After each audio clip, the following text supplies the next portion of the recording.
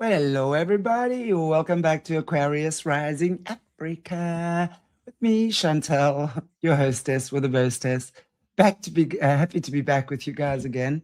And finally, today internet has settled, so let's hope it stays that way. Um, I'm pre-recording tonight's show because just various things I didn't really want to be facing in case I had to. Guys, so Simone Anderson, again, amazing guest. If you guys haven't watched her shows before, please go and catch them.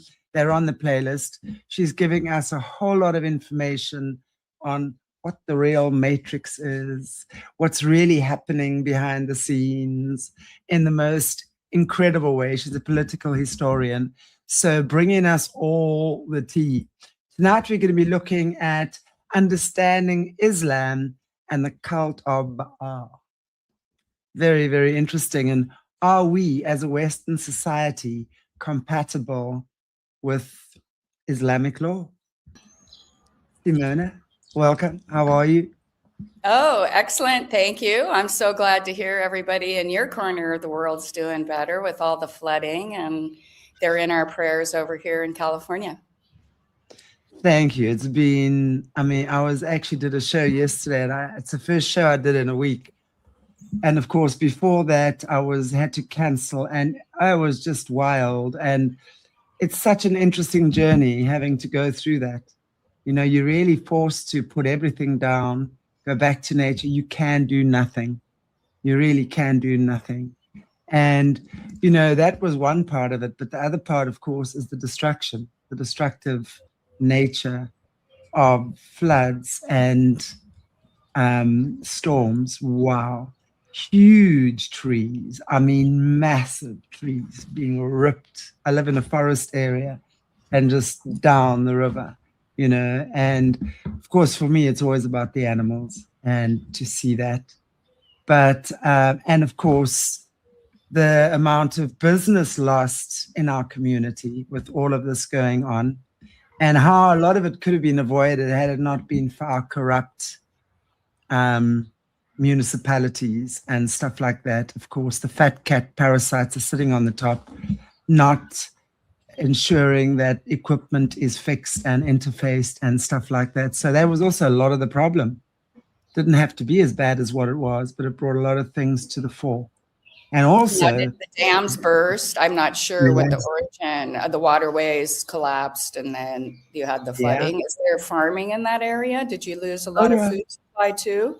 Yeah. I mean, I was just looking at one of the videos that were put out yesterday, and yeah, definitely. I mean, we've got a big, because it was all the way from Cape Town, all the way down the East Coast. And there's a lot of the orchards. You know, South Africa is a huge fruit export country. A lot of the orchards and the fruits. And I mean, I just know from our area, you know, the damage that's been done and what has to be rebuilt. But, you know, I always look at these things in a way that I believe the old grid is collapsing as well. And this is part of the reconstruction, because this is big child transportation area in South Africa. It's probably one of the top 3 holiday destinations. Very beautiful area. And of course, there are, in fact, if you guys have seen Jesse's show on Decoding the Karoo, this is where we speak about what happens. And, you know, she shows us the symbolism of all of this as well, you know, in the sigils and stuff like that. You see who belongs to who and who's operating how. So it has been my prayer, and, you know, the work that I do here is to collapse the old grids. So I'm not saying it's just me, but definitely it coincides with a lot of the work we've been doing here in this country. There are a lot of people doing a lot of amazing work in this country to bring down the darkness. Anyway, this is your show. And Well, it's nice for people to get an update for what's going on from an actual person who was there instead of watching the news. And I've just had I watched what happened in Zimbabwe for a long time. And as they force out the farmers in South Africa, I'm concerned about food supply issues like you guys had in the 1990s. So that was one of my concerns. interesting. Flooding. Interesting. Have you seen what's happening in Zimbabwe again? Yes, they're having the farmers come back and do joint ventures because I think their production decreased 80% or something. Yeah. You know, and just for those viewers who aren't really aware of the history, Zimbabwe now used to be Rhodesia, Cecil John Rhodes, right? Yes. A notorious pedophile and horrible man. Anyway, so it changed its name to Zimbabwe. I don't know, gosh, it must be 50 odd years ago now, 60, yeah, about 50 odd years ago. It became Zimbabwe. And that's when Robert Mugabe took over, and he's since passed away in the last 2 or 3 years. But notorious dictator, but very, very well educated by the British, hates the whites and the British, but spoke, shall I say, like this real upper class gentleman with a hot potato in his mouth, right? But the one thing that he did, Mugabe did, was educate his people. The Zimbabwean African people are very, very highly educated. That's the one thing he made sure he gave his people. But he kicked all the white farmers out. There was like violent takeover. I mean, violent. I mean, these groups of Zimbabweans would be there shaking down the door and like killing animals, killing everything they could, making sure those farmers got off the land. It was a violent, violent takeover. And of course, a lot of those Zimbabwean farmers came to South Africa because Zimbabwe at the time was the biggest tobacco producer, actually. And they're very, very well known for their tobacco, amongst other things, right? Amongst other things. And obviously, as the years have gone by, African people, in my opinion, right now, and of course there's a transition, are very, very good subsistence farmers, because I believe in what I think is the law of the African people, LORE, is that they belong to the land. So they migrate and they'll move and they'll work with the land according to whatever the community's needs are, right? So it's not done on an industrial scale. But we must never forget that the African people have a relationship with the land and the animals that, I'm sorry, few Caucasian people have. Few Caucasian people have the relationship with the land and nature as what an African person does. So a lot of the time, and that's the African people's issue, is that we come here and we destroy. And we do. Mining companies come in here, leaving huge gaping holes in the ground, just raping the land here in the most horrific ways, right? And that is well known. And buying over the leaders and corrupting officials. And I mean, it's just horrific. But, when we look at it now, I mean, that's the problem that the African people have with the West, is that we destroy Africa. And we do. I'm not going to say I'm a South African and I'm very much against that. But the Caucasian people that come here, the mining companies, etc., take over and they destroy. So that's their big issue. And of course, they see us all as colonizers. But I think that with this new Zimbabwe thing happening now, where white farmers, but they're not South African farmers, they're actually European farmers, some from Belgium, like a couple of different countries. And they have now got an agreement with the Zimbabwean government that the farmers are going to come and farm the land again. And I think that's a very good thing, because the two have to be merged. We have to be able to merge the industrial farming, the way that the white farmer farms, with the industrial abilities, right? But we have to bring in the law of the land, how we do it, the respect with which we do it, because there's not been much respect in many, many ways before. So it's the land first, nature. The land has to support us, and we have to treat the land well for anything to change. If we can do that, then we'll thrive. That's my opinion. I have a lot of conversations with African people about this. And I tell you, African people on this continent right now are full of fire. They are angry. They are angry. A lot of them are very, very angry. And I understand it. Listen, if I was an African person in South Africa, do you think I'd be sitting here peacefully? Oh, hell no.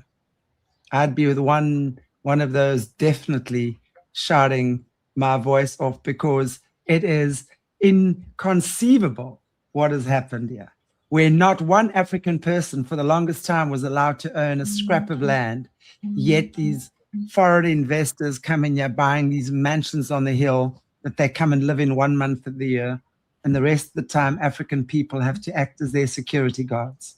What the fuck? Do you think that's okay? I don't. I'd be very pissed off. So, things are changing. It can't be the way that it was anymore. We have to look at, and as peacefully as possible. But hey, we're all living in very, very interesting times.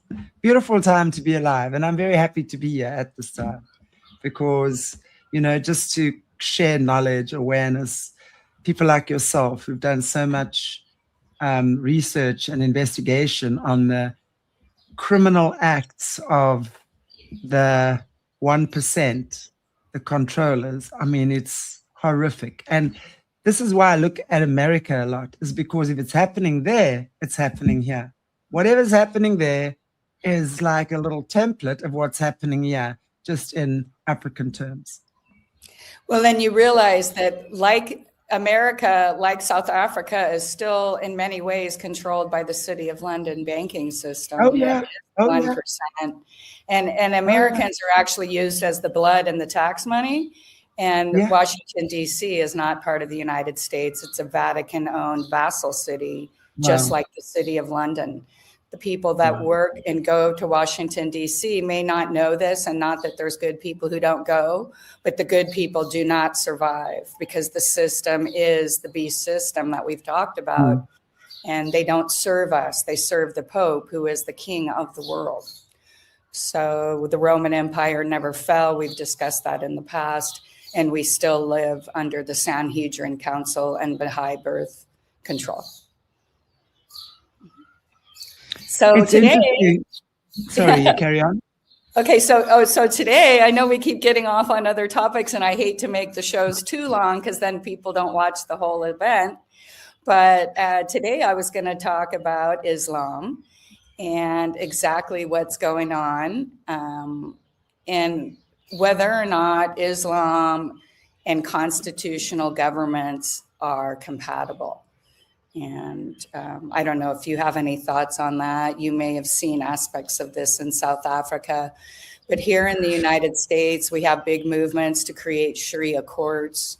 We have entire areas of cities that are being patrolled and ruled over by the Muslim religion and not the rule of law of a free republic. So I'm going to try today to compare and just point out to people what is really going on, just like I've gone to the ancient text of the Bible and the Torah. Today, I'm going to explore the Quran and the Hadith, which are very, very interesting documents. That's all I've got to say. Wow. It's so interesting. You were asking about South Africa.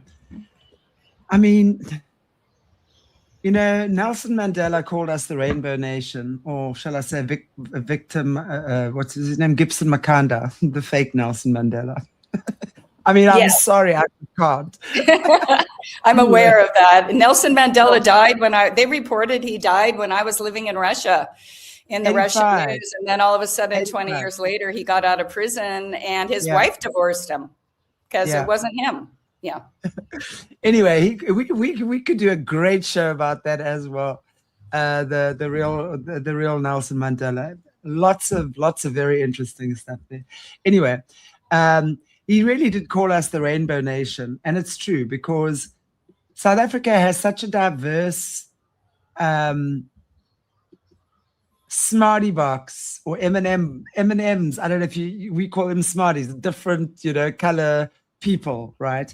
In this country, we really do. And there's always has been a large Muslim population, because the Cape Malay people, right, are largely Muslim. So, but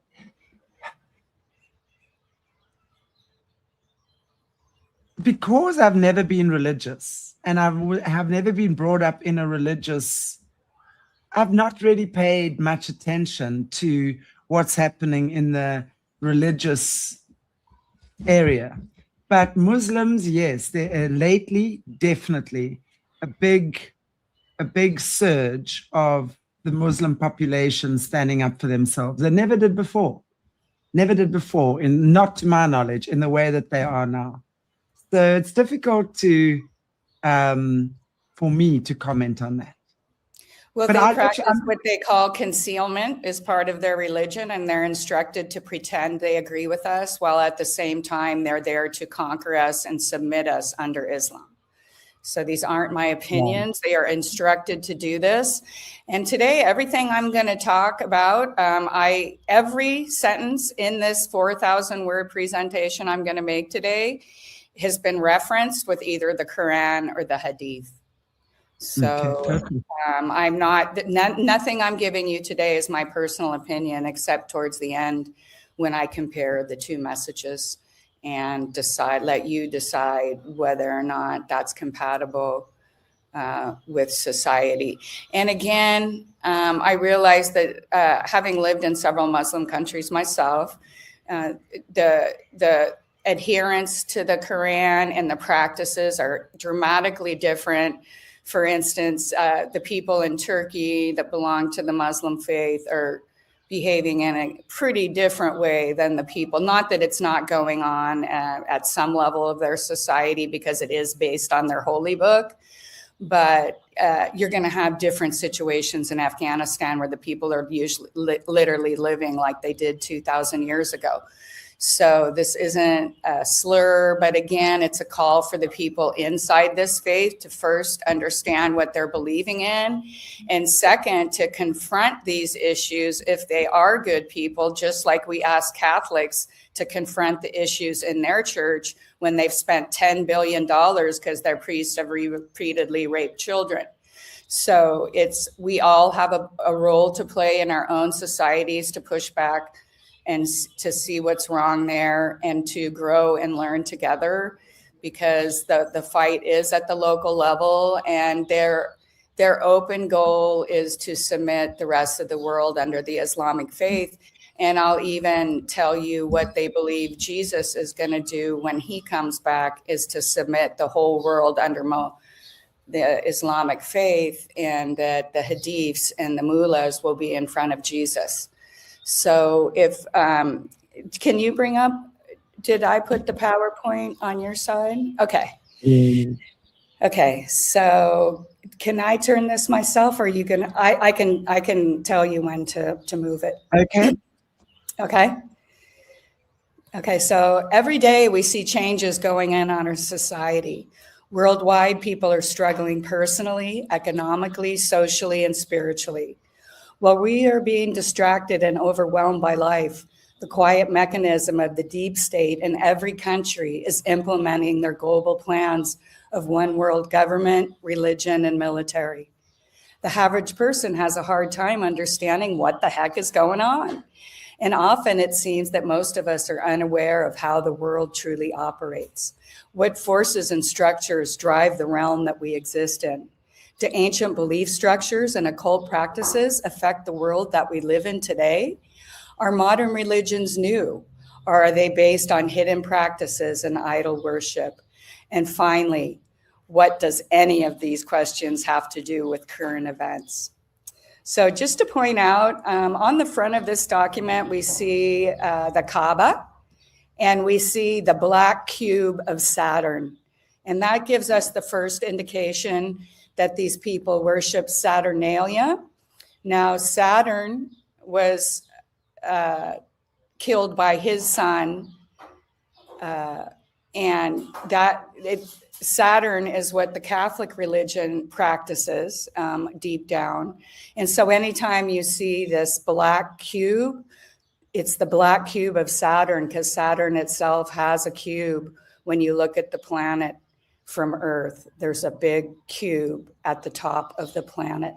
So people, when you see this black cube, for instance, the secret security firm in Israel is known as Black Cube because the leaders of Israel also worship this dark entity.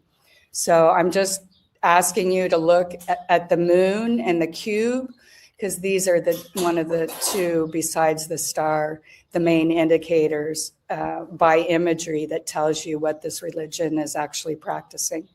So if we can go to slide 2.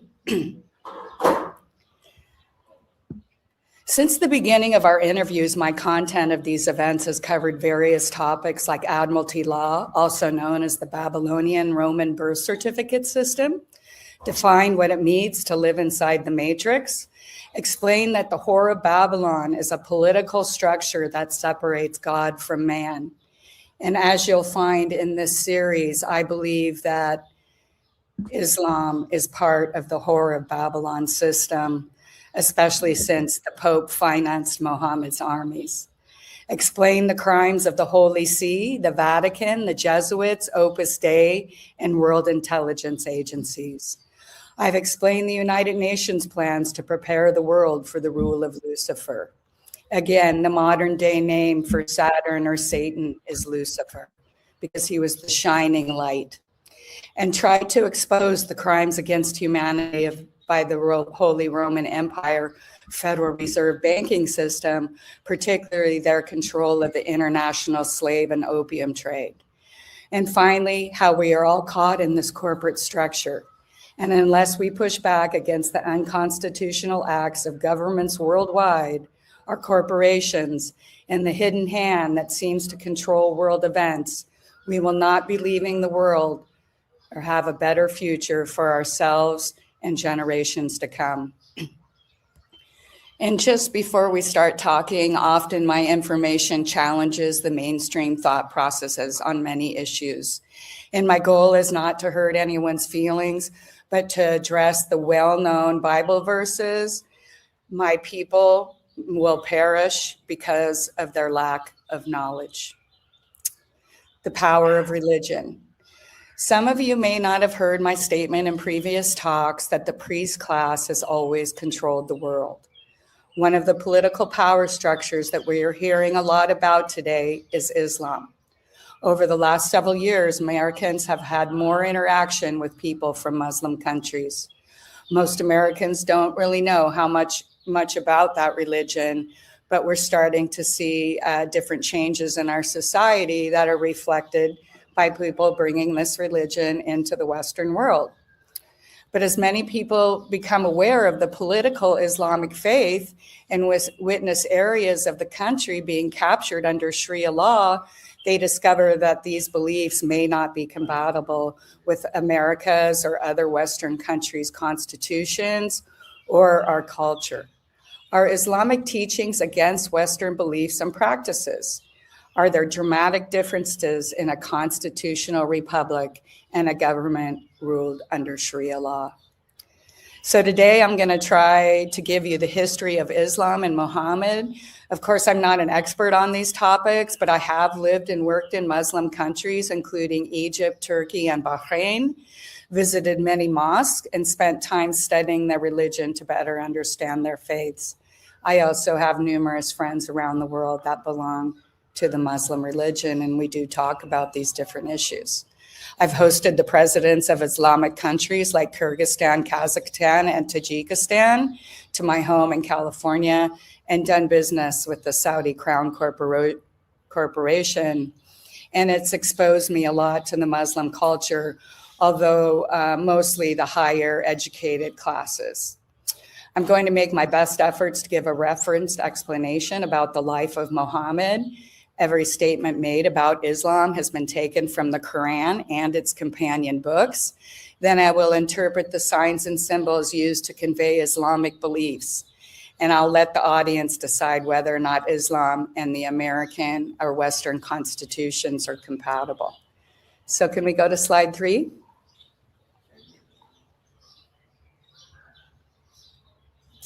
Okay, so this maybe what slide 4. This is just the Lucius Trust of the United Nations and showing the human trafficking and drug cartel.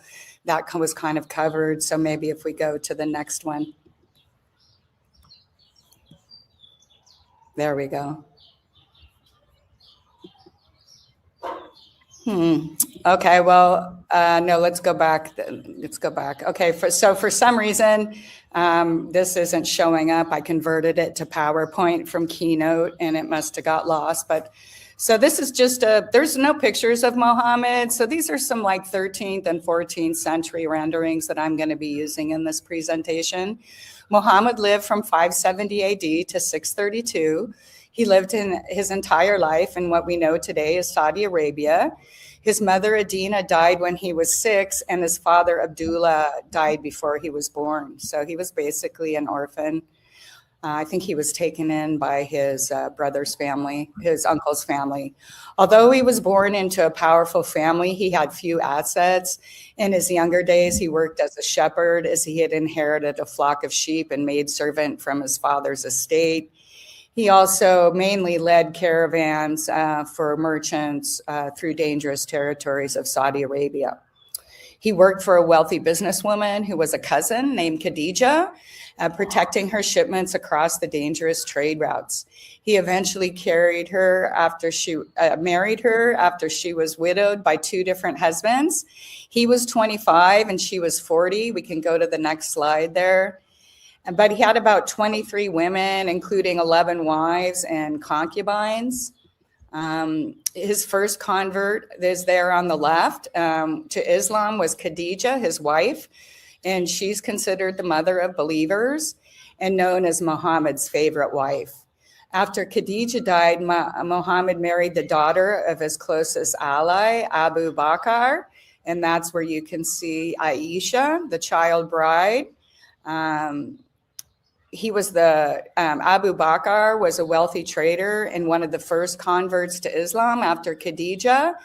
And he was the first caliph, the successor of Muhammad. And a caliphate is a political structure meant to protect the rights of Muslims. And he became the leader of the political and religious aspect of Islam for the year after Muhammad died. And Abu Bakr's daughter, Aisha, was 6 years old when she married Muhammad. He had dreamed of Aisha and believed that meant that Allah wanted this union because the prophet's dreams are considered messages from God in Islam. So apparently he had fantasies about a 6-year-old and decided that Allah wanted this union. And he's said to have waited and consummated the marriage until she was 9. If you Google this story today, the internet will tell you she's really 17 or 18 because this has been a big, huge pushback with the internet and Muslims finding out that Muhammad, again, Muslims, even if they don't speak the language, they do everything in Arabic, all their prayers. It was kind of like the Catholics used to pray in Latin and they had no idea what they were saying. It's kind of a similar thing today, but this has been a big pushback. And because, especially in countries like Afghanistan, et cetera, this is still being practiced openly and abundantly. And often girls are married off for gambling debts, debts of trade debts, that kind of thing. So, but the historical record of her marriage is in the Hadith. And you can go al-Bukhari if you want to listen to Aisha's stories. That's at verse 5133, and that tells her story. She describes how her mother came to get her when she was playing with her cousins on a swing. Her mother told her she would be married to the prophet. And now Aisha's mother was also married at 9 to Abu Bakr. So Aisha tells how Muhammad would bring her friends and dolls to her so she could play in his presence. So playing with dolls after the age of 16 in the Islam culture is a major sin. And people could literally be severely punished for playing with dolls. So this also takes away the argument that she was 17 or 18, because it's against Islamic law for a girl over 16 to play with a doll, because dolls and imagery are basically banned.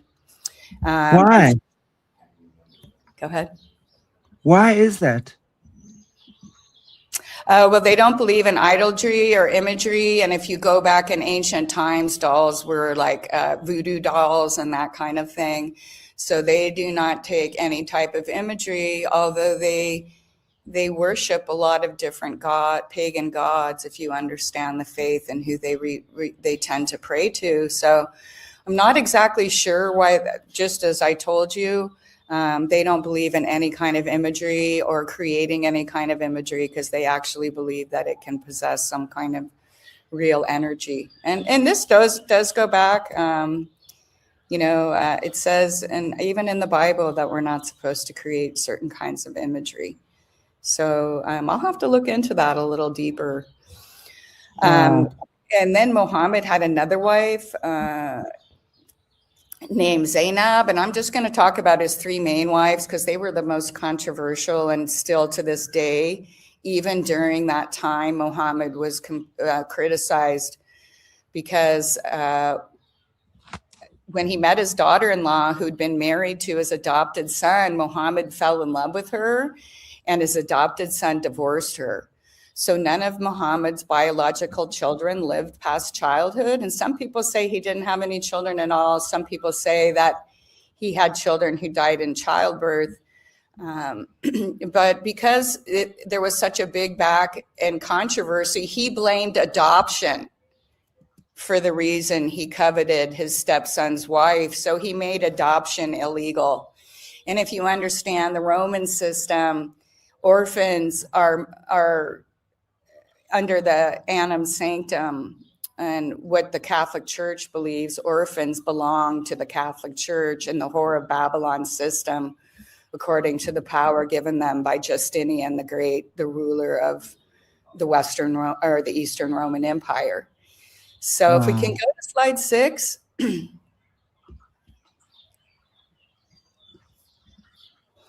So now Muhammad had his revelation in a cave on Mount Hira. He used to go there and meditate.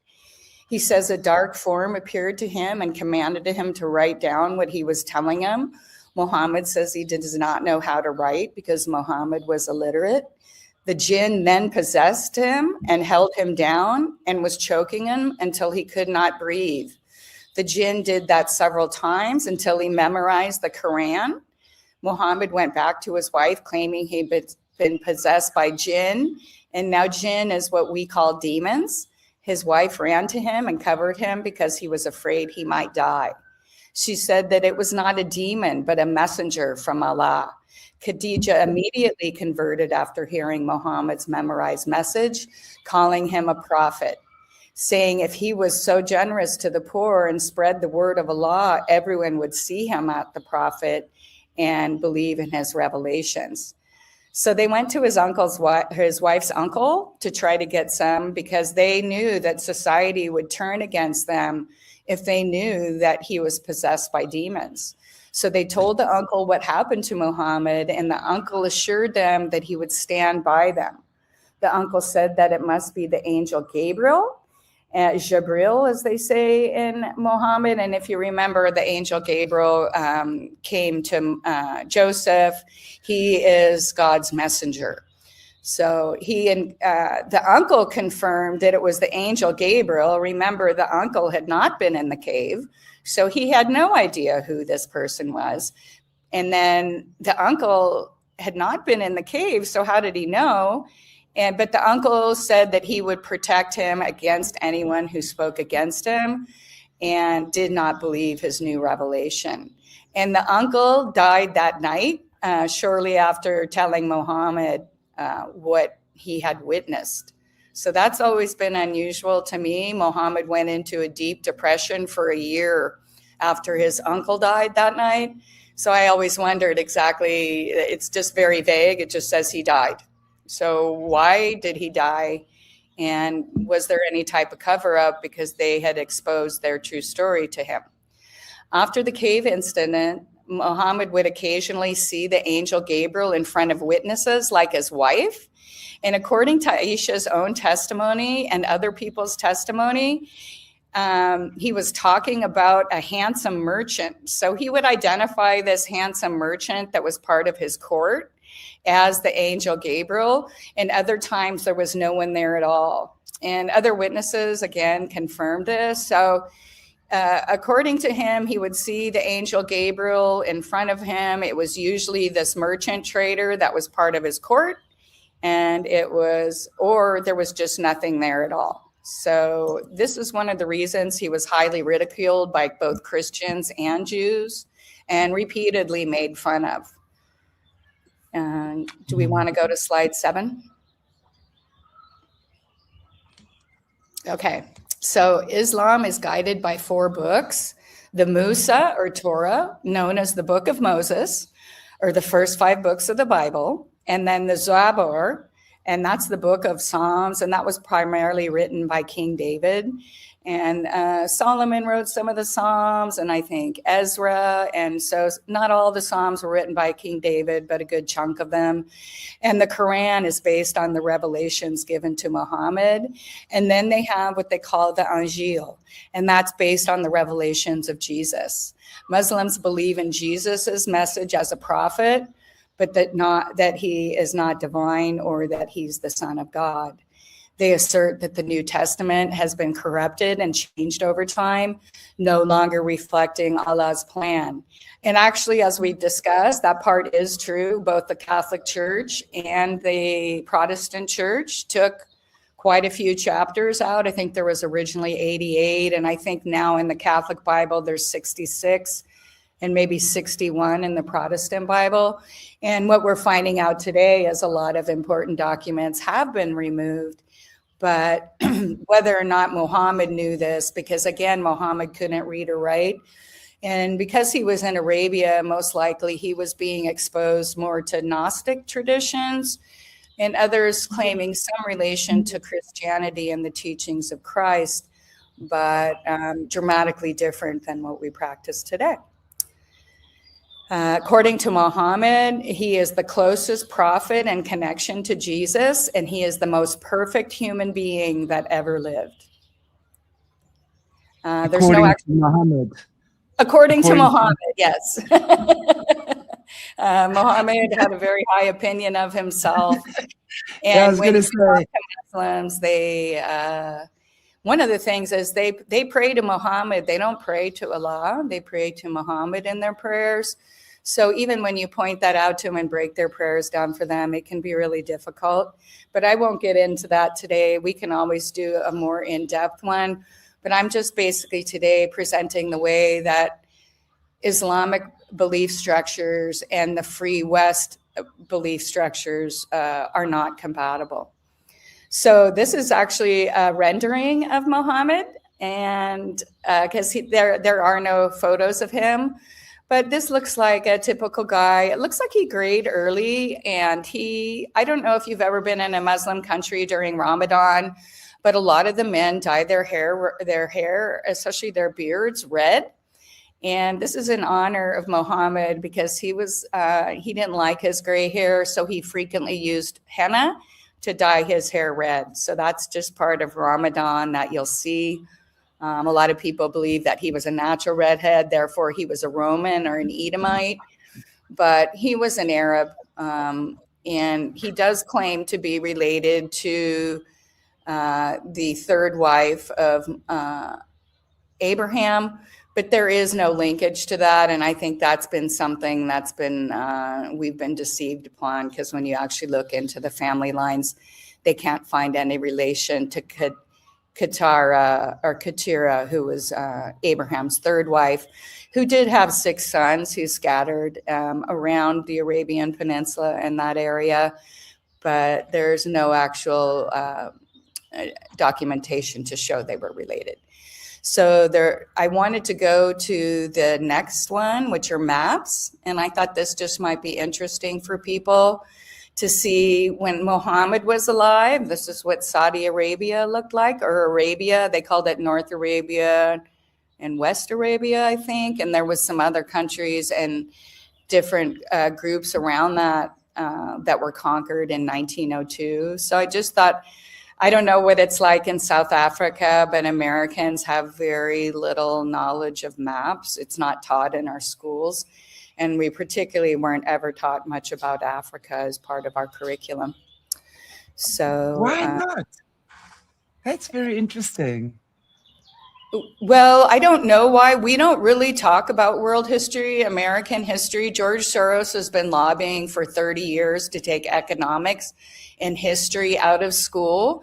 And in college, the history went to 1972. And then after that, there was nothing. If you remember, in 1973, the City of London Federal Reserve banking system captured us back into the Roman Empire through removing us from the gold standard. So maybe it's just a way of telling us the country you knew ended in 1972, and here are your new leaders. So Saudi Arabia was formed from 1902 to 1932, absorbing other kingdoms and some emirates and territories. And today, Saudi Arabia is ranked by international organizations as being the worst government on human rights, especially women's rights. And did you have a question? I was going to say something, but it slipped my mind. It'll come back to me. It was, yeah, it's on the tip of my, but it's fine. It's fine. Okay. All right. So Saudi's government today is ruled under Sharia law. And this is the model of governance in the shining example of how the Islamic system of rule. So the goal of Islam is to create all countries in the world, like Saudi Arabia. This system is what Islam promises Jesus will preside over when he returns.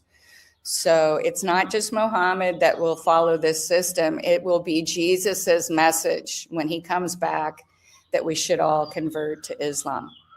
So we could go to the next slide. What I wanted to say is for the viewers who've watched Jesse's shows about this, yeah, this is pretty much the Freemasons. What, you know, when they go through their different levels, yes, at the end of it all, the person or the God, the being that they bow down to is Allah. Yes. So, yeah. And the King of England is a Muslim. That's why he didn't make Easter speeches for the last 2 years, because Muslims don't believe that Jesus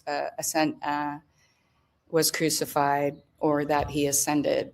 So, and literally right around the time 1122, when the Concordance of Worms was signed, there was a guy named Macklin who was the King of England, and he tried to convert England to Islam in the 10th century. So that's another story that we could explore sometime, but this isn't anything new.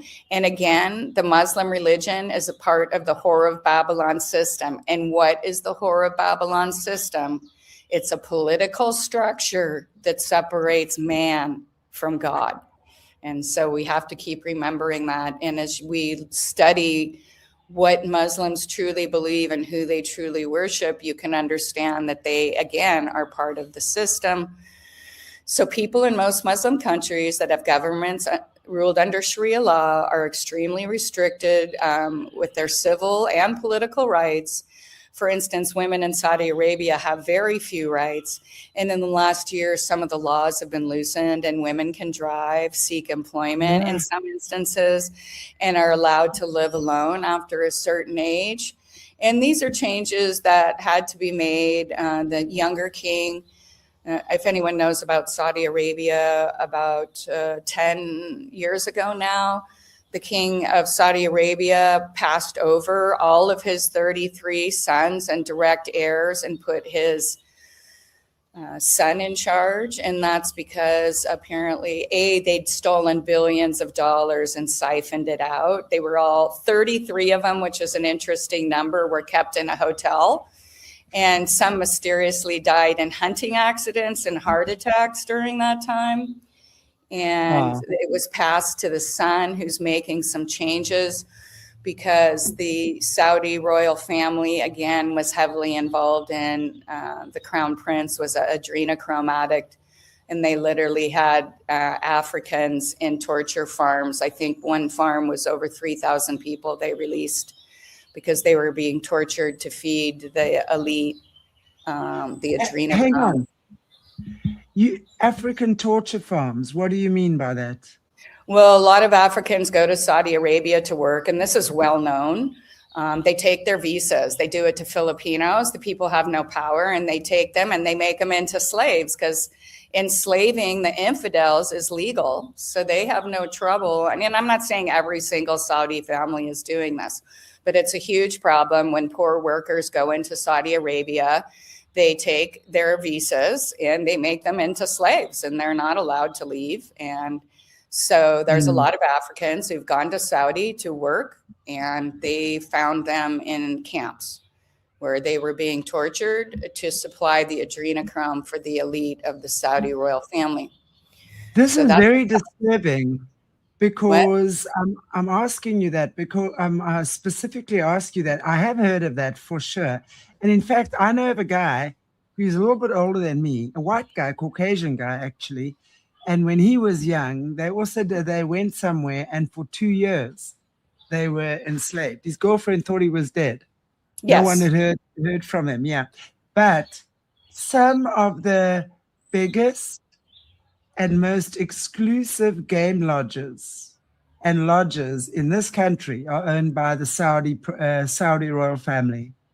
Now that is very disturbing. Well, when you understand that human hunting parties, we found Nicole Kidman's father, the Australian former Nazi, who was finally charged with pedophilia and running the MK Ultra mind control programs. He ran away, but he was accused of human hunting parties. The King of Holland has been accused, and Belgium had to resign literally and abdicate because they were named in world court events of human hunting parties. We see stories like Hansel and Gretel.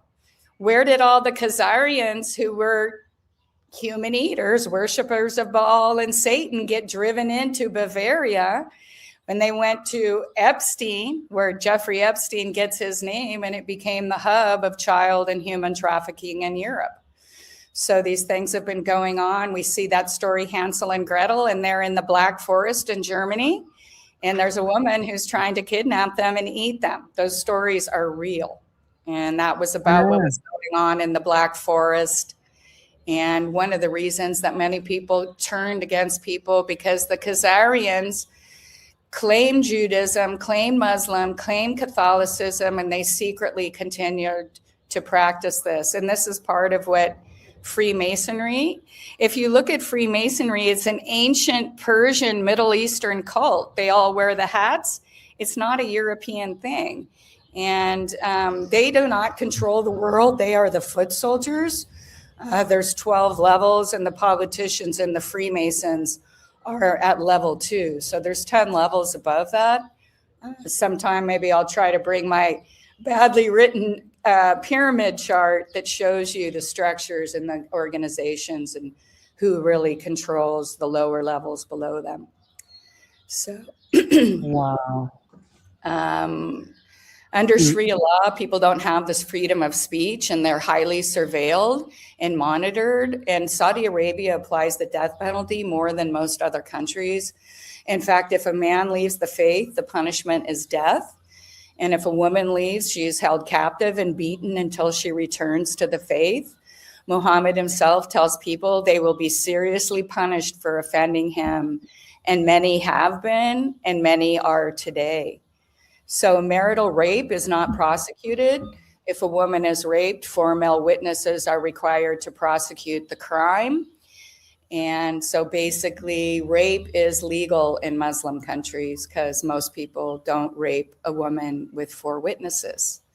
So these are some of the dramatic differences. And this is why in places like England, and again, this isn't most of the people, but especially cultures where they're coming from 2,000 years ago and jumping into Western Western civilization. That's why we've seen the rape gains in Pakistan, because we are the infidels and we deserve this for not submitting to Islam. So let's go to slide 7.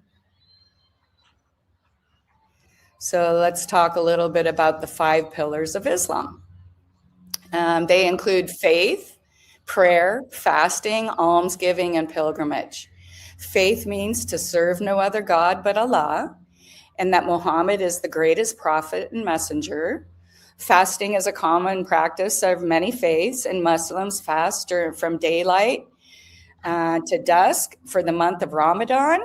Almsgiving is giving a percentage of their income to the poor and helping the Muslim community. And finally, they have to do a pilgrimage or a Hajj to Mecca at least once in their lifetime. So people must pray 5 times a day, including before sunrise, early afternoon, late afternoon, after sunset, and at night. And if you've ever lived in a Muslim country, the first thing you hear in the morning is the loudspeakers from the mosque in your neighborhood, and they'll be calling out the morning prayer. I think most of us can agree that giving to the poor, praying frequently, and being faithful are positive behaviors. Yeah. And it just shows it's covering, again, it's a cover life. And well, right. And of course yeah. that people, these look like great things to do. But if you study old religions, one of the things that the rulers used to do, because the rulers would constantly implement their religion on the people, and one of the things they did was make them pray and do all these things so many times a day, so they didn't have time to do anything else like push back against them.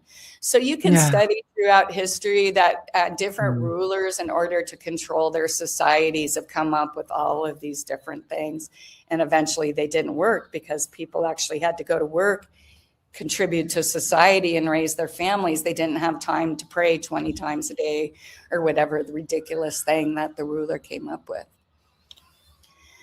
So Muhammad's death, now he dies in his 60s from fever and flu, and there's a dispute among the followers as how Muhammad died. In 628, after the Battle of Khaybar, a Jewish woman, Zainab, was said to have poisoned his lamb after her family was killed in a battle. His friend did not survive the poisoning, but Muhammad did, and he never fully recovered from the effects of the poisoning. And on his deathbed, he told Aisha that although he had another illness, he believed it was caused by poisoning of a Jew. And you're going to find out throughout this, Muhammad particularly rails against the Jews because they were making fun of him and they would not accept him. He literally murders an entire city because he's afraid. If you read in your college book, because he's afraid they're going to murder him. They'd been living peacefully there long before he arrived, and they were there again after he killed a lot of them, and then their families came back. So in many circles, we hear that Muslim believes in Jesus. And Muhammad is told in the cave that Jesus did not die on the cross. And that's Surah 4.157. And some of these, I'm just giving people some examples so they can go look it up. But you can literally just Google, did Muhammad say Jesus didn't die on the cross? And they'll bring up 3 different translations that'll say that. And you can even find it in their native language of Arabic if you read Arabic. That God does not have a son and that no one can bear the sins of another. So either the Bible is true or the Quran is true, because the Quran says that everything in the Bible is true, but the Quran repeatedly not only corrects the old documents, but it contradicts the documents they refer to as the holy word. So there's a lot of contradiction in Muhammad's teachings from himself.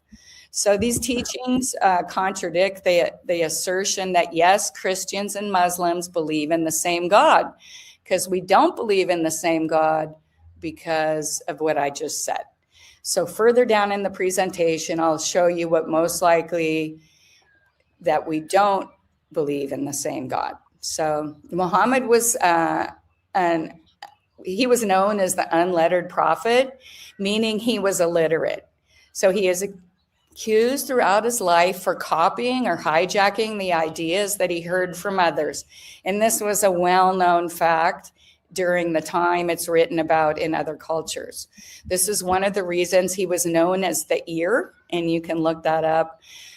Since he would not read or write, he had heard the Torah and the Bible orally from Jews and Christians. And I was saying earlier, he was most likely getting most of his information, if you see where his contact came, from Gnostics and other sects. And that's where the Gnostics don't believe Jesus was crucified. And so he kind of is combining and meshing all of these verbal stories he's heard in his travels as a trader and as a military person. I'm not sure that you could really call him a military person. As far as I saw, he was not connected to any organized military. He was a raider and someone who stole other people's stuff and destroyed cities in raids. So I haven't been able to locate any former military that he was ever part of. Wow. In the Muslim view, the Quran fixes the mistakes in the Bible. And there's a lot of them, but I'm just going to give you a couple. For instance, in the Bible, it says the serpent spoke to Adam and Eve. But in Islam, that is corrected, and it says Satan spoke to Adam and Eve because serpents can't talk. So there's all these kind of, if you understand the Bible, the serpent itself represented a group of people. And the fact that he was able to consummate with Eve meant that he was probably more in a human form. So throughout history, the tribe of Dan is referred to the people of the serpent. Their symbol is a snake. So he was making literal translations to sometimes things that probably, if you understood the language and the text and the poetic way that the Bible is written, the serpent represented some kind of being, but most likely not a snake. But in Islam, when they correct the different things, people born thousands of years after Adam and over 700 years from the birth of Christ were correcting the text as Muhammad felt they needed to be adapted. So according to Muhammad's revelation in the cave, Jesus ascended to heaven and was not crucified. During the end times, Jesus will return to Damascus, Syria, to gather believers to fight the Antichrist. He will break, and again, just as a prerequisite, Syria is named after the star Sirius, and the people in Syria speak Syriac, and this is going to be important as we move down and try to understand who Allah is and what the star and the moon represent. He will break the cross to dispel the crucifixion myth. He'll kill the swine to reaffirm not eating pork. And Jesus will destroy Gog and Magog. And now Gog and Magog are in the east. A lot of people think it's Russia, the Ukraine, Turkey, that area there. At ancient times were part of the Roman Empire. And even people like George Bush Sr., his Skull and Bones secret society name was Magog because he himself was an agent of the Whore of Babylon system. And many people may remember his 1,000 points of light speech. And that's the descent of Satan to earth. And that's what he's describing as he talks about one world government. He will eliminate the jizya, and the jizya is a poll tax for non-Muslims. So if you're a non-Muslim, you have to pay an extra tax. And Jesus will oversee an era of peace and prosperity. He'll rule that peace and prosperity for 40 years. He'll establish Islam globally after he kills the Antichrist, and all other religious sects will end except Islam. If we can go to slide 10. Okay, so the rules for the waiting period of a divorce is known as the Ida. For women who are widowed or divorced, they must wait 3 months to remarry to confirm they are not pregnant. For the young deals, girls who are married before their menstruation begins, they still must wait 3 months in case they're not pregnant. So there's specific instructions in the Quran and the Hadith about marrying girls before their menstruation. So again, Aisha was 6 when Muhammad married her. And if you want to Google on flash sites about Arabia, you can still find children being married to 60-year-old men around the Muslim world. Again, these are specific instructions in the Hadith regarding the rules of child marriage. Go ahead. Are you seeing any of that in your part of the world, or is this unusual? I know this is common knowledge. I don't think it's legal, but I'll have to check up on that. But if it's legal in the Muslim community, but I don't know, I'll check up on that. I'm actually wondering about that. As you're speaking, I'm wondering. Well, the United States has laws against child marriage and pedophilia. So one of the first things they would remove under Sharia law is that, because that's the way, if we're under Sharia law, men are in complete control, women are disobedient, and I will give you an elaboration on what Muhammad thought of women, although he had 23 in his harem. The Hadith, or report, was compiled in the 10th or 11th century. This is another thing that's really confusing. Muhammad couldn't read or write. He had scribes writing down what he did. But 400 years later, in the 10th and 11th century, is when they came up with Hadith. And this is particularly when you'll see a lot of hatreds against Jews. Basically, all these warlords got together, and because Abu Bakr collected a lot of his writings and stuff right after he died. But several hundred years later, when they accomplished converting a lot of these people, they created the Hadith. And that's about how to live by Islamic law and how to practice Islam as Muhammad taught it. So, of course, ethics are one of the things that it's taught in Hadith. And Hadith is the foundation of Sharia law. Islam offers helpful rules on steps to punish and beat your wife. There are 3 steps to observe when beating your wife. First, the husband will talk to her and tell her what she is doing wrong. Second, he will deny her his bed, because you know how sexual a woman always feels after her husband screamed at her.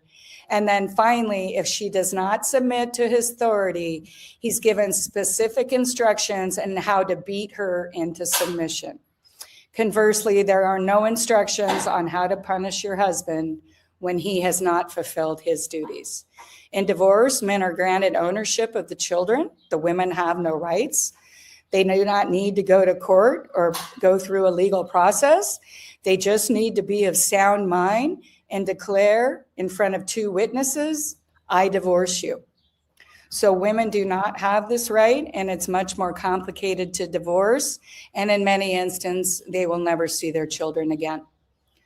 Muhammad claims evil comes from women, and hell is filled with women who were disobedient, and that women are half as intelligent as men because they have deficient minds. He also said women would never be as religious as men because they menstruate and cannot pray on those days of the month. It also takes 2 women to equal 1 man's testimony in any kind of Sharia law court. And because women are controlled and basically owned by their spouse, it's very unusual that a woman would go against her family and most likely testify against a crime that a man's committed against them. So is Islam the religion of peace? And are we on slide 11? This is 11, yeah. Okay. So we often hear that Islam is a religion of peace, yet reality and history seems to contradict this statement throughout the Quran. And if many people today, there are very few Christians living in the Middle East after the wars of the last several years. And the target was, like in World War II, the target and the reason the Vatican funded World War II was to kill all the Protestants who'd broken away from the church. And part of bringing about Islam as a world Sharia law government is killing all the people who won't submit. So we're seeing it in the Middle East right now. And of course, I'm not saying that no Muslims were killed either. But part of what's going on there is to prepare the world for the return. Every major religion in the world is preaching end times. So the people who follow what they call the Noahide laws, which is also Islam and Judaism, believe it's their duty to bring about the return of Jesus so we can fight the final battle and humanity will be free. So we always hear that Islam is a religion of peace, and it really is not. Throughout the Quran, followers are instructed to punish the non-believers if they say anything about Muhammad. So today, if we had some active Muslim people sitting here in the park listening to what I say, I would have most likely been prevented from finishing this, although I am quoting directly from their own holy books. If your family member leaves the faith, they're punished in a severe beating or death. And so if one of your family members leaves the faith, it's your duty as a Muslim to kill them. So that's why we see honor killings.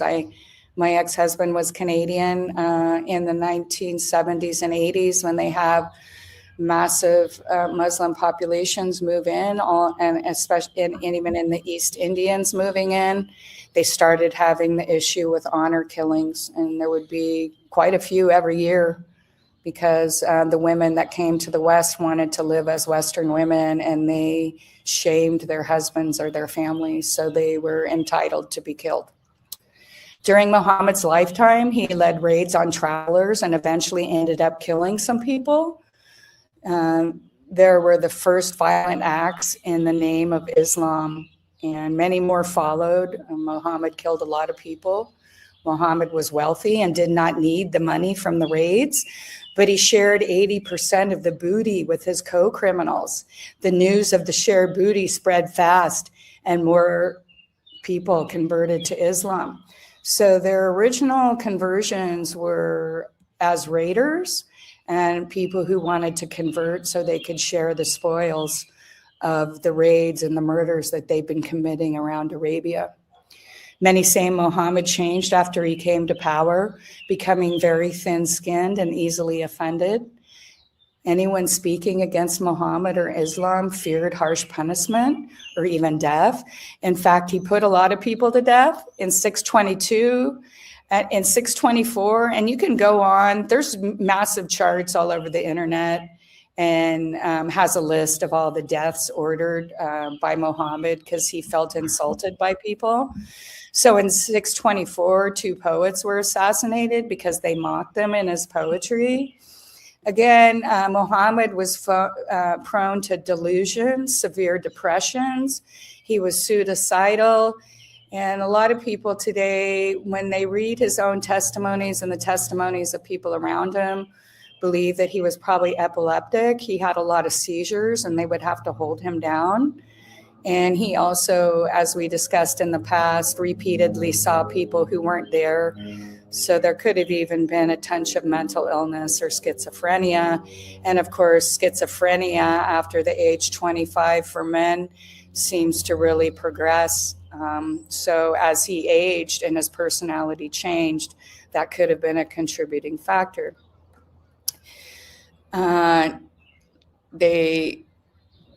He had another long list of prosecutions and assassinations, and these, again, can be accessed. He would, like if he captured people in battle, and a lot of times the higher level people would be traded or ransomed back, but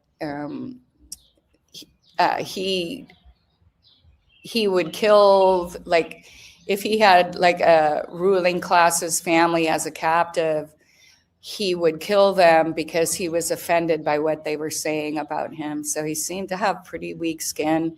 And again, you can check that out.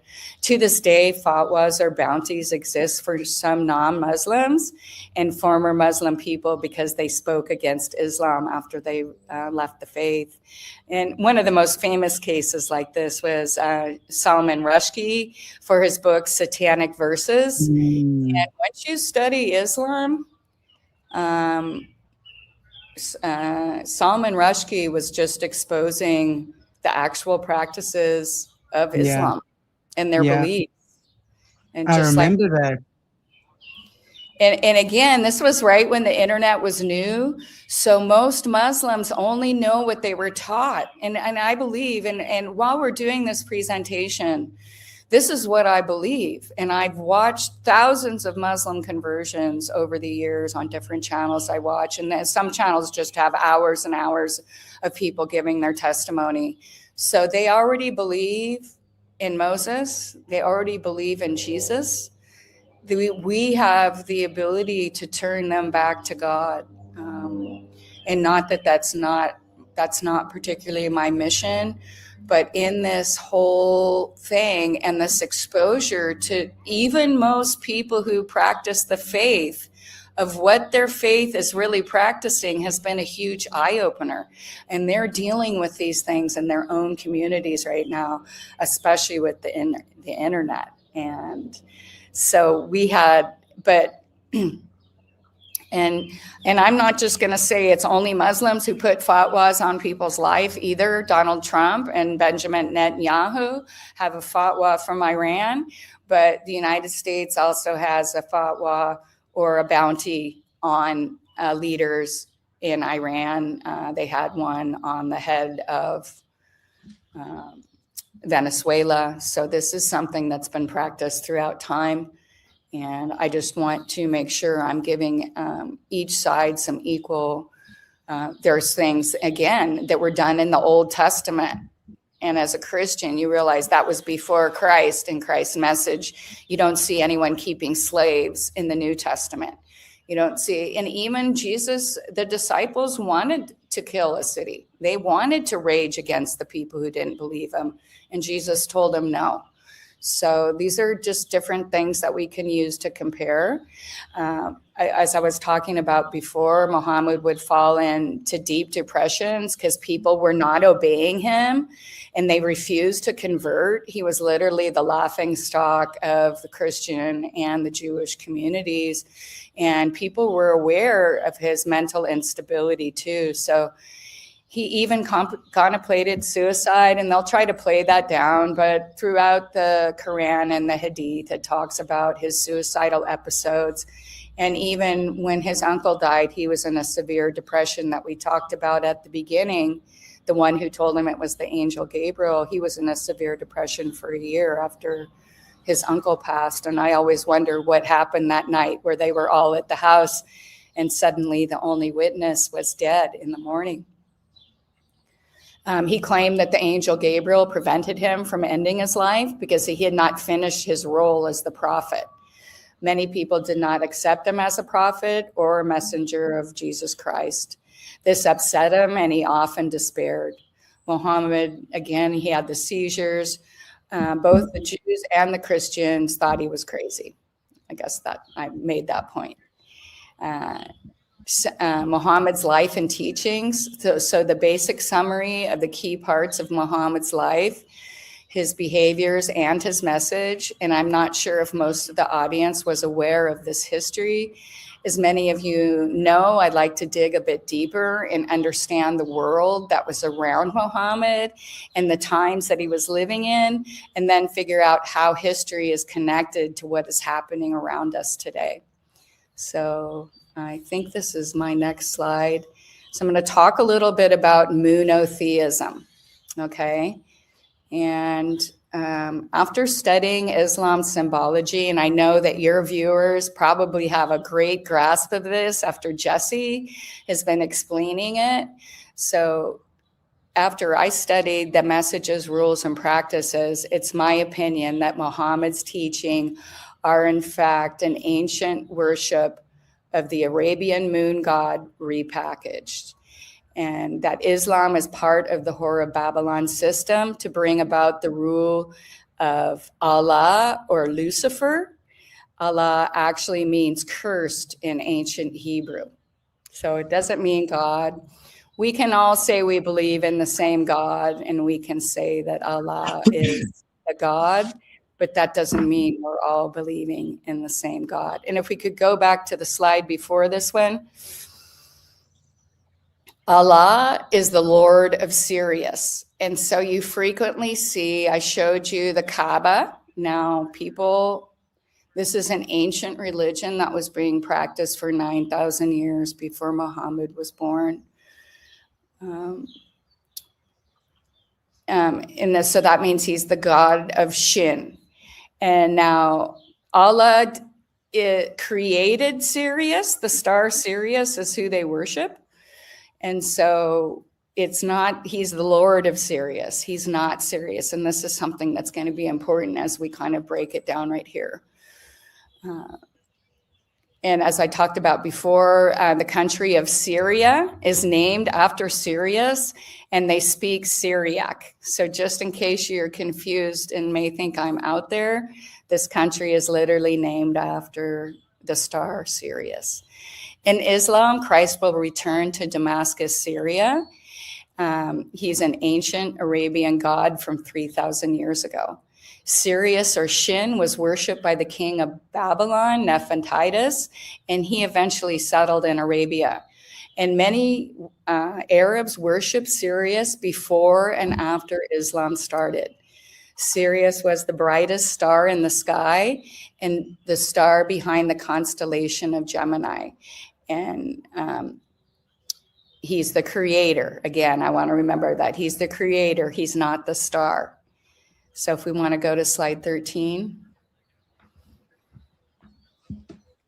Okay. Before Muhammad's rule, the Banu Qaziyah tribe ruled Mecca and parts of Yemen.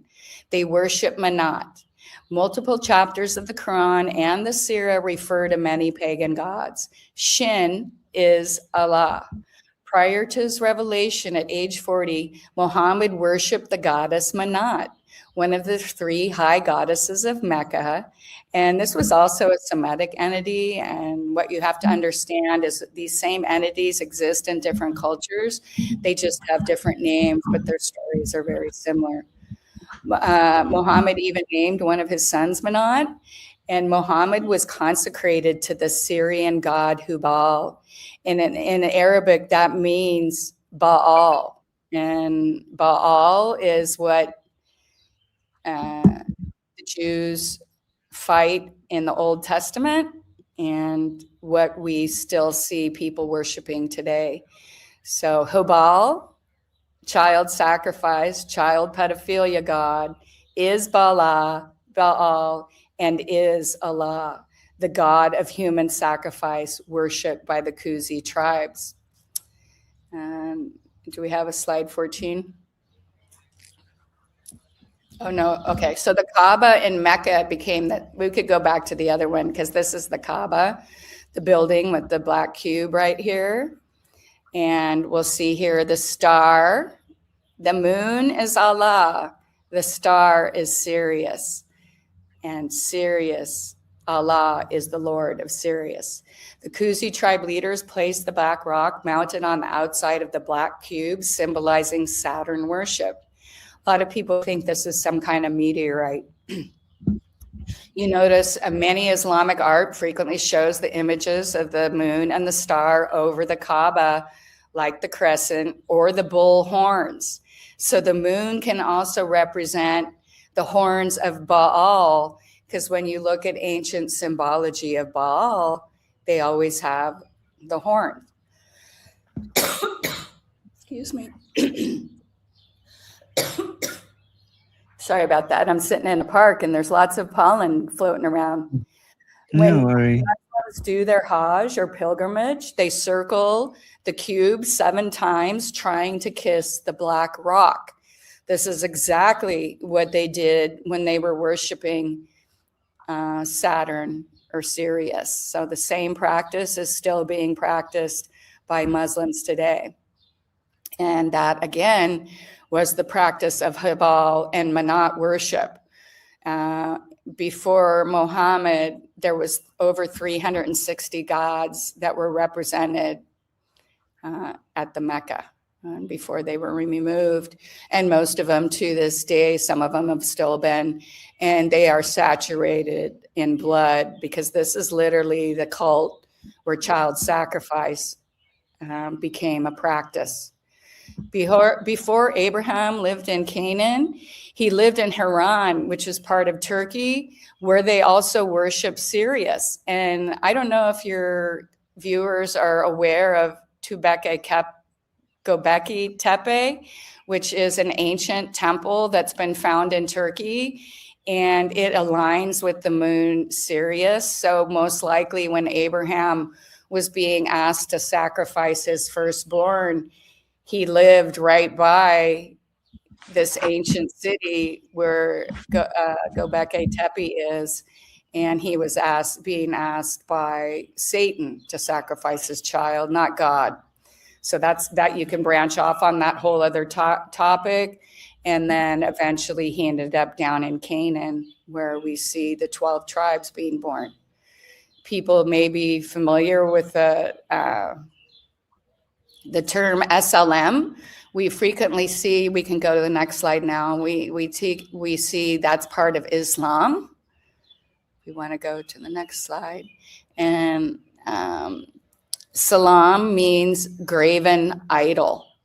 So if you go back to the root word of Islam, it means graven idol. In Hebrew, Allah means cursed. Over time, graven idol or Islam turns into the word submission. And if anybody wants to go back, they can read this chapter out of the book that I printed off so people can get a good idea. And today we are told SLM means peace. And that is true in many connotations, but we've gone from the worship of the graven idol to the word submission, and now we're told that means peace. But the actual root of the word, I saw this translated several different times on different channels, people who spoke Arabic, Hebrew, and English, and they are the ones I got this slide from and referred to this book so I could understand. So if you understand the root of the word Islam, we understand it is the worship of golden idols. Moloch is associated with Baal, the Lord, in addition to Ashtar, gods they all require child sacrifice. There are over 40 temples to Moloch and Baal in Saudi Arabia that still exist to this day. In the olden times in North Africa, Kronos is Baal, who moved from the north and when he moved up north, he was brought back by the Roman soldiers into Europe, and he became Saturn, who was overthrown by his own son Jupiter. Kronos was a Titan and the father of Zeus, who overthrew him. Baal can be Moloch, and they are the original names before they traveled north to the Roman Empire. So again, this is one of the most ancient faiths that exist. And did you want to ask some questions? Are we done there? Yes, I'm going to go into what the next one. Yep, the ancient all cult good. of Saturn. No questions for now. All good. Okay. And now we go to the next slide. And these are some temples in the Middle East. Some of them are CGI. The Baal and the two Baal ones are CGIs of ancient temples they've regulated, that they've used AI to finish because they're all broken down now. But the bottom two pictures are actually from actual pictures of the gods. So Allah, one of the confusing things, we can see the role reversal, which is also a practice of Lucifer to invert everything. Even the Arabian gods, like in the pantheon of other gods, Allah, the moon god, is a female energy, right? But in the pantheon of Arabic gods, they've reversed all the sexes, which again is part of the Luciferian is inversion. So that's just another thing we could talk about a different time. So the origin of child sacrifice, and this is how it relates to what's going off today. Even in your vacation area where you live, you believe that some of the flooding could have been man-made to cover up some of the child trafficking routes that are dominant in your neighborhood. So if we want to understand that today, both the Catholic Church and the Islamic religion worship these demons. So Kronos can represent time. He castrates his own father, Uranus, who's married to Gaia. And he uses, we often see him with that sheath or that tool that you use in farming to cut. He castrated his own father with that. And so he consumes his own children so that they will not overtake his power. And that's what his father Uranus was worried about.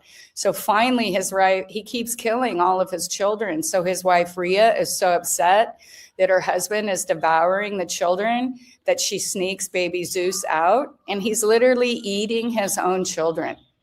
So Rhea offers a decoy doll that Cronus consumes. When Zeus is grown, he returns to confront his father. Zeus frees his sibling from his father's stomach, and they become the Olympians of Mount Olympus. So Kronos worship is the root of pagan child sacrifice. So I'm taking you back 9,000 years, and this is where the most ancient cult in the world is still alive and well today, and it is the faith of our elites. So I'm just going to talk a little bit about Islam's message versus Jesus's message. And studying Islam can be very confusing. We can probably go to the next slide. Okay, so this is just a little more, and people can take some time to go through this, but these are just out of some ancient occultist books. And you can kind of just learn more about Moloch and Baal and how they were different creatures in different communities. So we can probably go to the next one. Okay, so here's Kronos. You can see that Kronos has the sheath right here where he uses, and it's also the sickle, which we use today to show death. And even Dr. Fauci's real name in Italian means sickle, because his family, I don't know if he was active in your part of the world, but his family in Italy has been associated with death since the 13th century. And his name Fauci literally means sickle. And you can always see they're never holding the child in a loving or kind way. He's grabbing the children to take them to heaven to consume them. So studying Islam can be very confusing. On one hand, they believe in the Torah and Jesus, but when you study the Quran, there are many contradictions. Muhammad said, kill the infidel, and cursed Christians and Jews on his deathbed. Jesus said, Father, forgive them. Muhammad had 11 wives. Jesus said, covet and honor your wives. Muhammad ordered women put to death for adultery. Jesus said to an adulteress, neither do I condemn you, go and sin no longer. Muhammad forced conversion under threat of death. Jesus welcomes you with open arms without threat of death. Muhammad started over 80 raids and wars lasting 12 years. Jesus started no wars and rebuked the disciples who wanted to destroy a city. Muhammad says, beat your wife into submission. Jesus, husbands, love your wife as Christ loved his church. And finally, Muhammad is dead and Jesus has risen. So we can go to the next slide. So I'm just going to kind of, this is a lot of research that people can go do on themselves.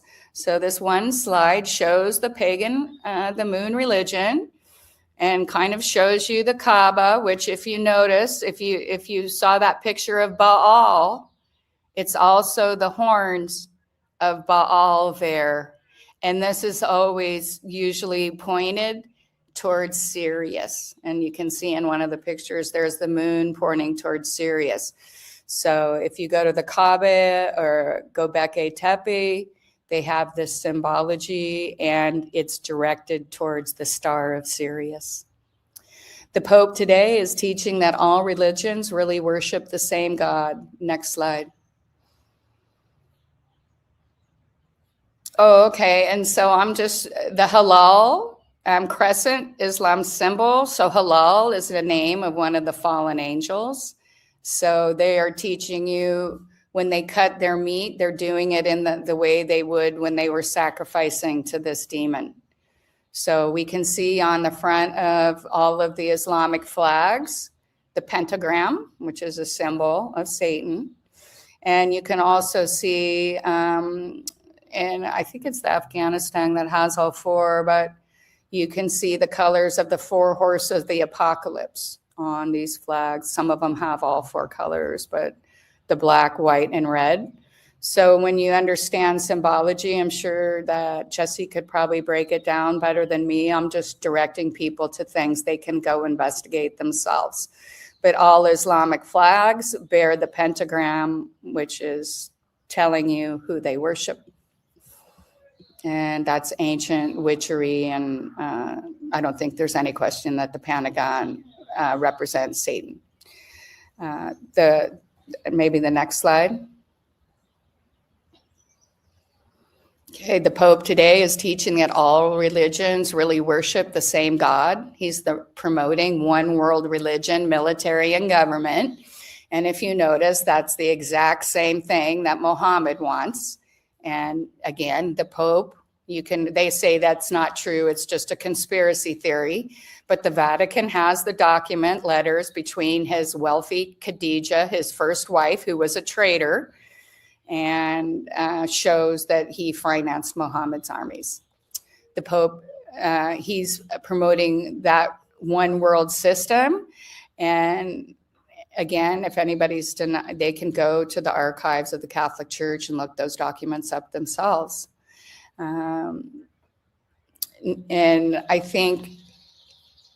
I hope I've done a good job of trying to explain to people why I'm connecting them with the worship with Baal, and mainly the fact that 9,000 years before Muhammad, he didn't convert to Islam until he was 40.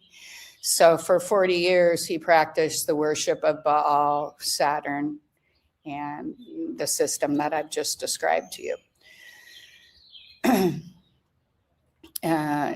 Do all faiths believe in the same God and not according to Islam? They indeed disbelieve surely that Allah is none but the Messiah, the son of Mary.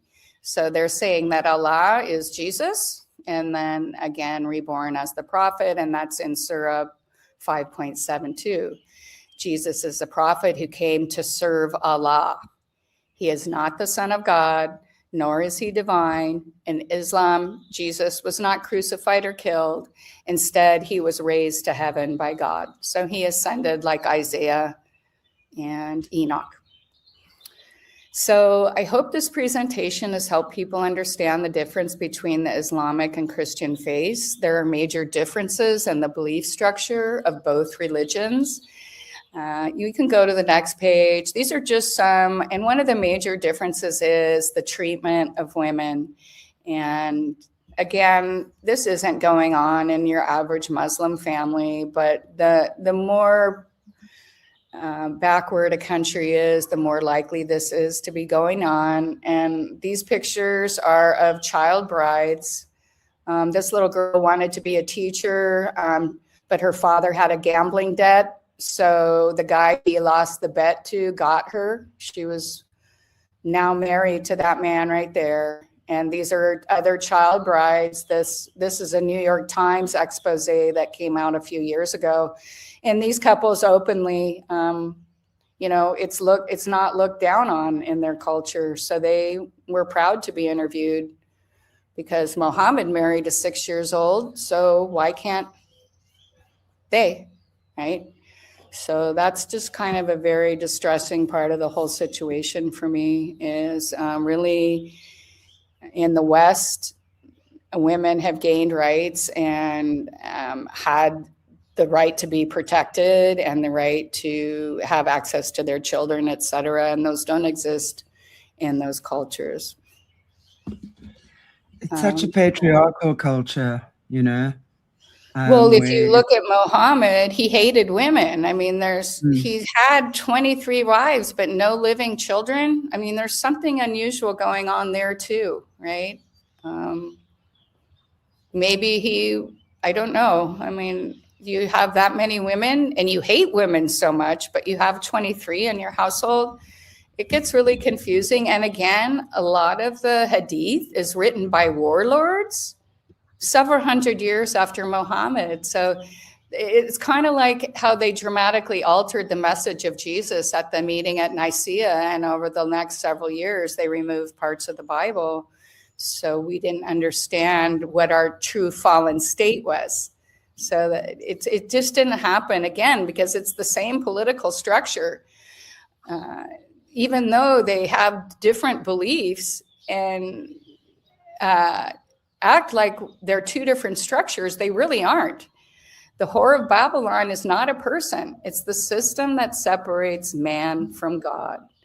So the goal of the Islamic faith is to overtake all religions so they can submit to the true God of Islam, Baal, Satan, Lucifer, Moloch.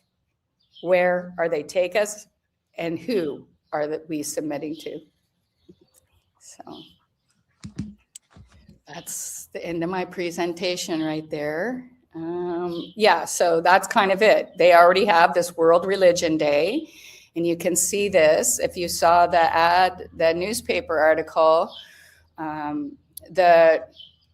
You can Google any day of the month where the Muslim mullahs go to meet the Pope all the time, and they have now put Muslim prayer rooms in the Vatican. So there's no mystery anymore. They worship the same God.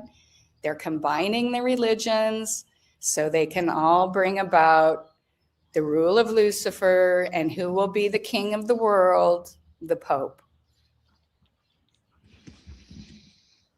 Wow. We've always heard, you know, in the rumblings in the past that it's in the Middle East, right? Yes. That we hear that all this, and it makes perfect sense what you're saying. And you know, so it would seem to me that it's not just now. This religion, you know, this whole religious divide and conquer thing has all been part of the script from the very beginning. But really, at the end of the day, they've all been in cahoots. It's like one brotherhood system with lots of offshoots. You know, the main Vatican, right, that has lots of different offshoots as well. So it just proves to me that this has been the script a long time ago. Well, and again, this religion was practiced before Zoroastrianism, before Christianity, before Judaism. And it's pretty clear that that's probably what Muhammad, or that Abraham was worshiping when he was required to sacrifice his child because of where he lived, right? That's why you kind of need to look around. So this is the darkness. This is the what we've been fighting throughout humanity. It still exists. It's just hidden now. Yeah, and what we're being able to see.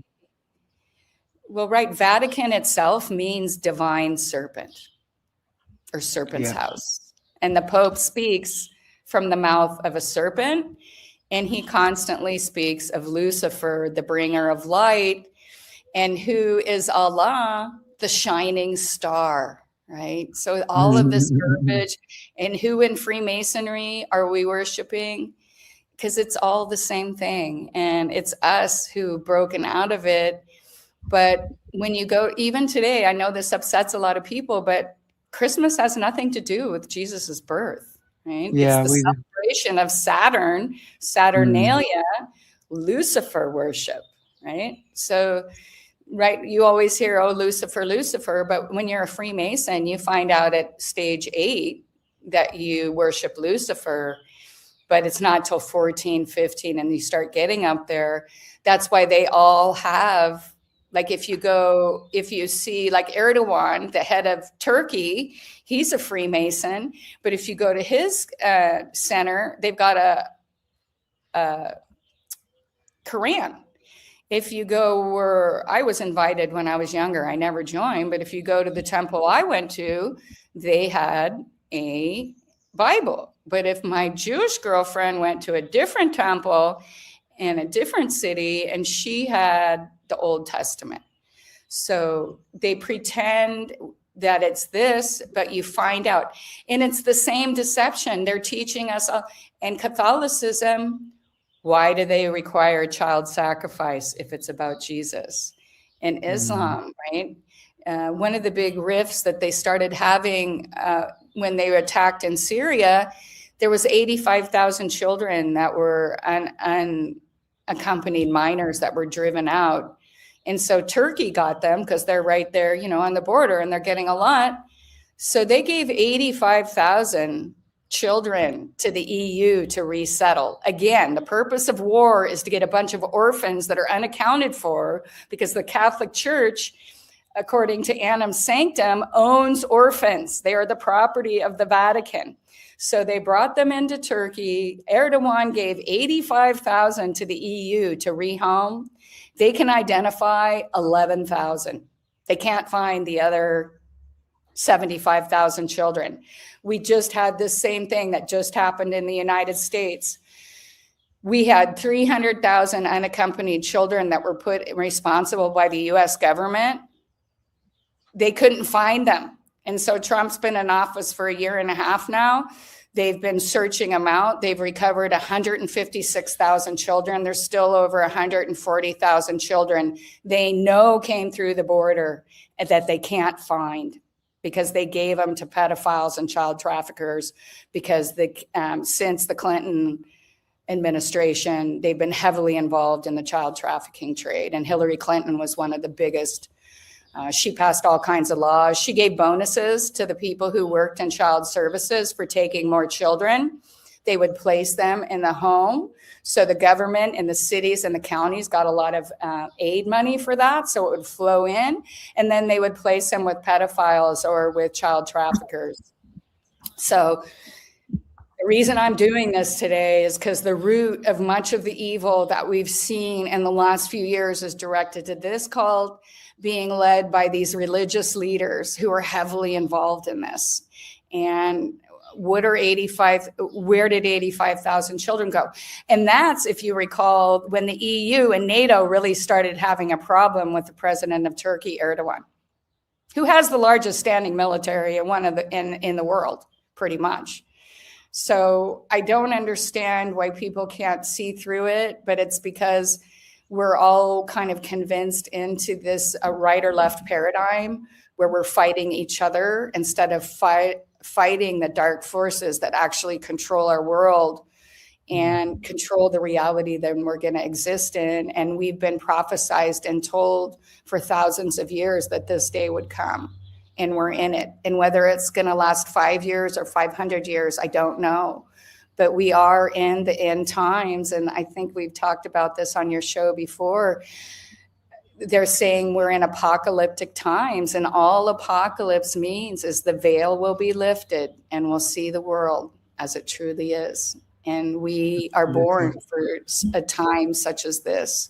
And God put us in this time, in this place, so we could be one of the people that saw the true situation in the world and stood against it. And I think that there's more and more of us coming to it every day. And I want to thank you and your listeners, you for spreading the word, but for your listeners taking the message on to other people and challenging things we thought were true and have just ended up not to be true.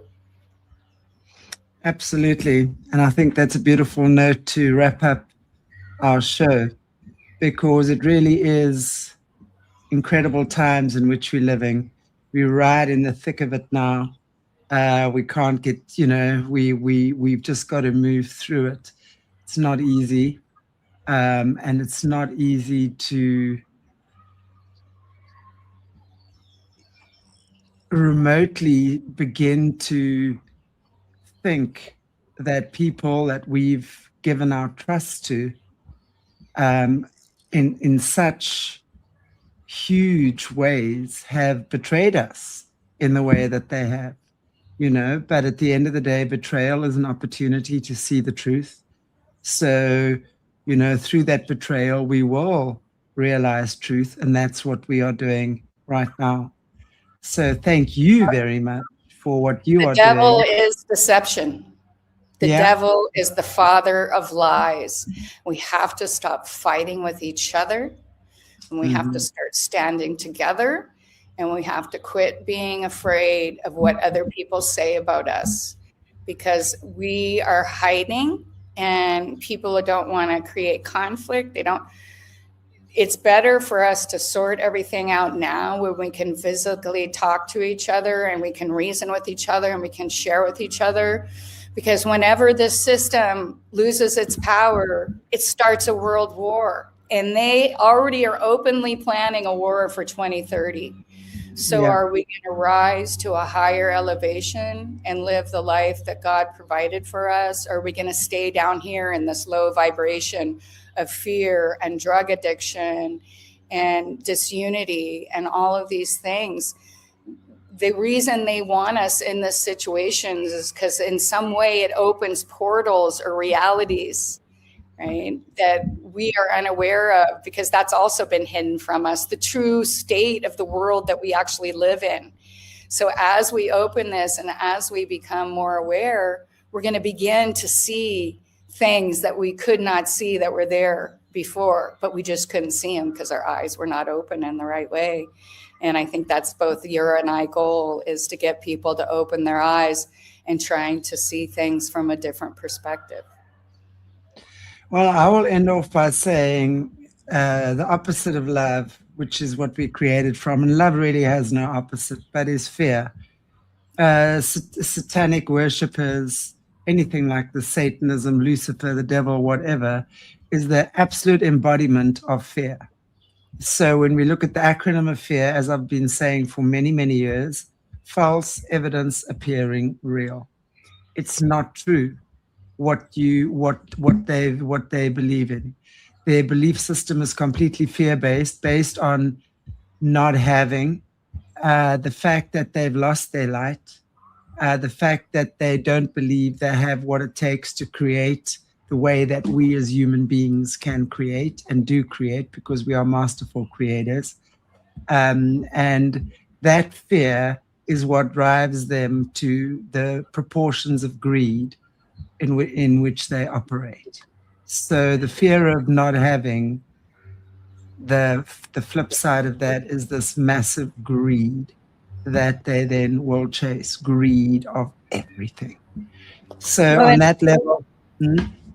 Well, I think the greed has something to do, they need us in this depressed state for those entities to enter into our space. When we're highly elevated and living God's dream and God's plan for us, we're not susceptible to those things. And I talk about a lot of difficult topics.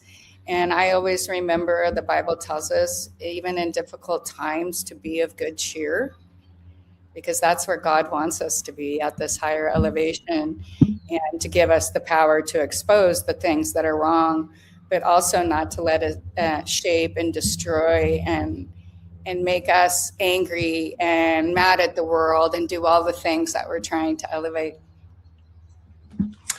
Thank you, Simone. I appreciate you very much. And our show's gone on for a lot longer than what we usually do.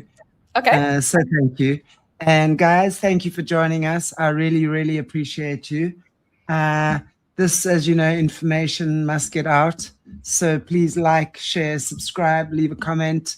Let us know what you think. And as you know, these are difficult topics. We're not here to offend anyone. It's about realizing truth. Thank you, everybody. Thank you, Simone. Thank you. Hope everybody has a better week this week over in South Africa. Thank you so much. Take good care, everybody. See you soon. God bless you all.